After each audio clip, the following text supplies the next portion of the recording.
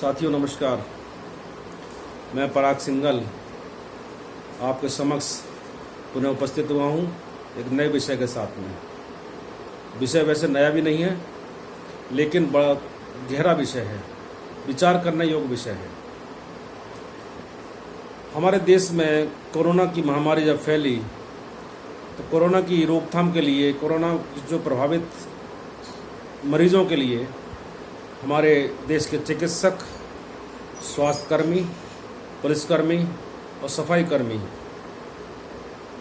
बहुत ढंग से, तन से, मन से सहयोग दे रहे हैं, सेवाएं कर रहे हैं। इनकी समर्पित भावना को देखते हुए हमारे माननीय प्रधानमंत्री जी ने इनको वॉरियर घोषित किया और समाज से आह्वान किया, देश के प्रत्येक नागरिक से आह्वान किया कि इनके सम्मान में तालियां बजाकर इनका अभिवादन किया जाए। पिछले इतवार को भारतीय वायुसेना ने इन योद्धाओं के लिए आकाश से फूल बरसाकर इनको सम्मान दिया, इनके प्रति सम्मान प्रकट किया। बहुत ही प्रशंसनीय और सराहनीय प्रयास है। लेकिन मेरा विचार कुछ और भी है कि देश के निर्माण में, चाहे वो महामारी से जूझने के लिए हो या देश के विकास के लिए हो, चाहे देश की रक्षा के लिए रक्षा सौदे हों, इन सारे कामों के लिए सरकार को रेवेन्यू की जरूरत पड़ती है। सरकार ने कोरोना से लड़ने के लिए प्रत्येक जनपद में, प्रत्येक जिले को भरपूर पैकेज दिया है, जिससे कोई भी कार्य में रुकावट नहीं आए। इसके साथ ही जब लॉकडाउन पीरियड चालू हुआ तो सरकार ने 1.7 लाख करोड़ का राहत पैकेज गरीब जनता के लिए भी दिया।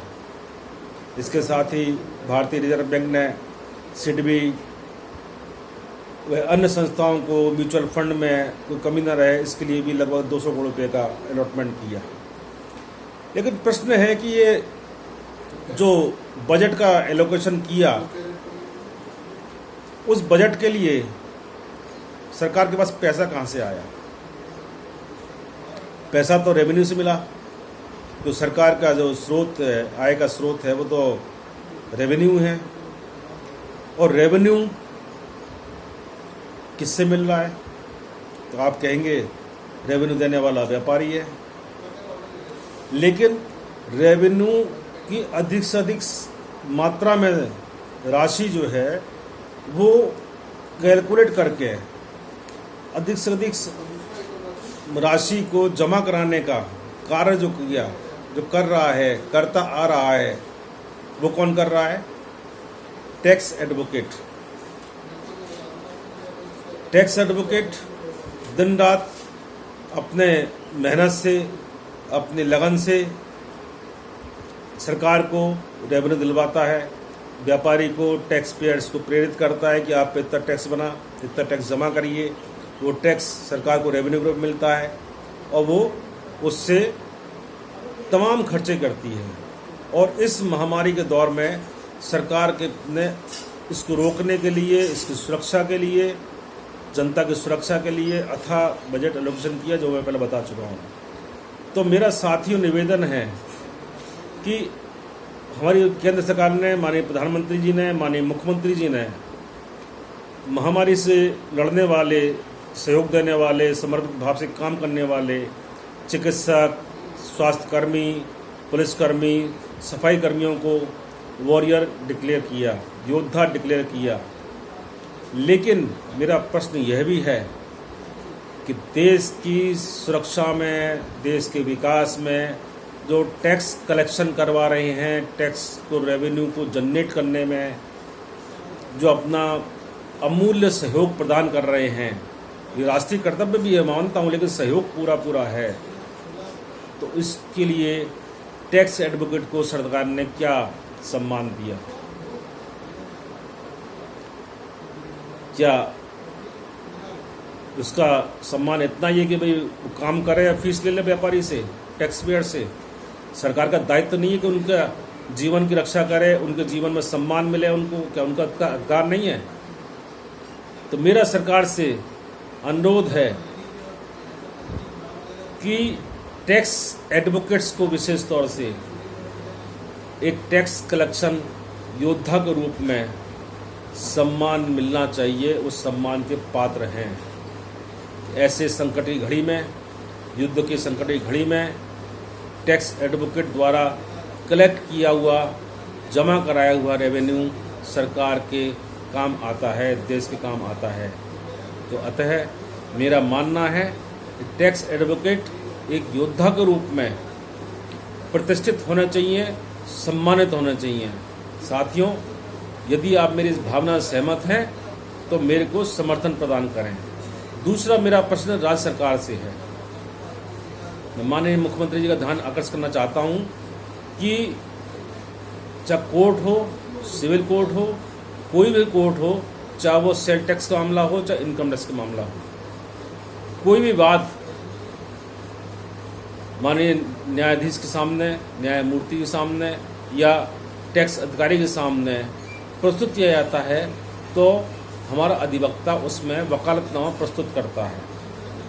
जीएसटी में व्यवस्था वकालतनामा की नहीं है, वो अलग प्रश्न है, लेकिन वकालतनामा वो प्रस्तुत करता है कि I am on the behalf of that such person, मैं प्रेजेंट हो रहा हूँ।